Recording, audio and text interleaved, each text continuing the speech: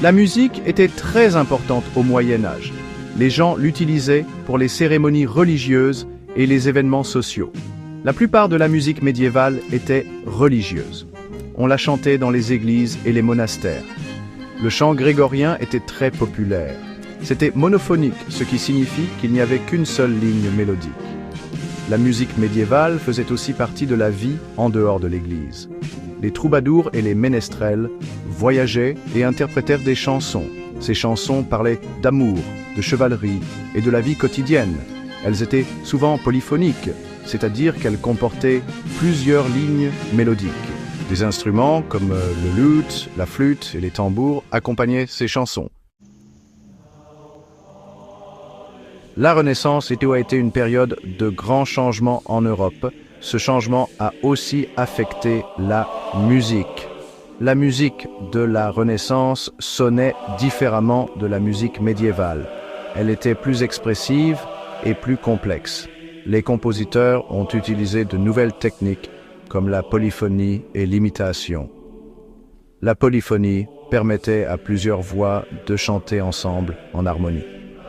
L'imitation signifiait que les mélodies étaient transmises d'une voix à l'autre. L'imprimerie a été inventée pendant la Renaissance. Cette invention a eu un grand impact sur la musique. Imprimer de la musique la rendait plus facile à partager.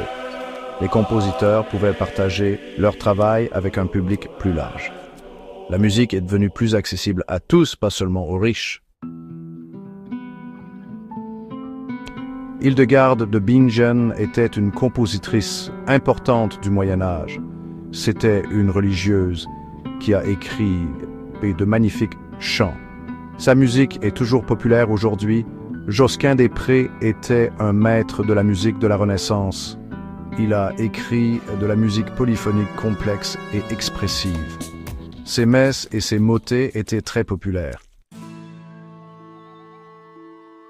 La musique du Moyen Âge et de la Renaissance peut nous sembler très différente aujourd'hui. Mais elle est toujours importante. Ces périodes ont jeté les bases de la musique classique occidentale. Beaucoup de techniques et d'idées de ces périodes sont encore utilisées par les compositeurs aujourd'hui. La musique de ces époques nous donne un aperçu du passé. Elle nous aide à comprendre la culture et les croyances des gens qui vivaient à l'époque. La musique médiévale et la musique de la Renaissance continuent d'être interprétées et appréciées par de nombreuses personnes aujourd'hui.